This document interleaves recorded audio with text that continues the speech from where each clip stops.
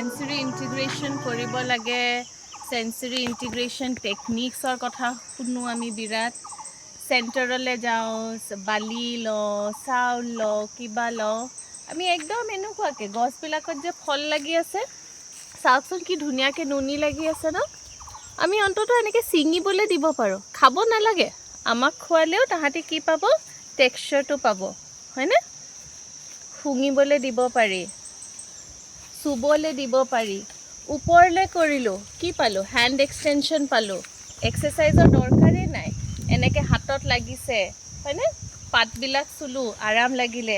তলত যদি পৰিছে, নুনি যদি পৰি আছে, আমি বুটলিলোঁ।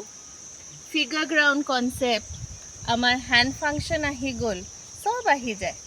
খালি আমি নিজে নিজে উই হেভ টু এক্সপ্ল'ৰ। আমি নিজে অকণমান নিজৰ প্ৰথমতে আমাৰ নিজৰ কাণ চকু চব মেলিব লাগিব আৰু যি দেখোঁ আমাৰ ল'ৰা ছোৱালীক শিকাব লাগিব। আমি সদায় চেণ্টাৰলৈ গৈ অকুপেশ্যনেল থেৰাপি, চেণ্টাৰলৈ গৈ সেন্সৰি ইণ্টিগ্ৰেশ্যন কৰিব নালাগে। আমাৰ নেচাৰত বহুত সুবিধা আছে, নেচাৰে চব দিছে।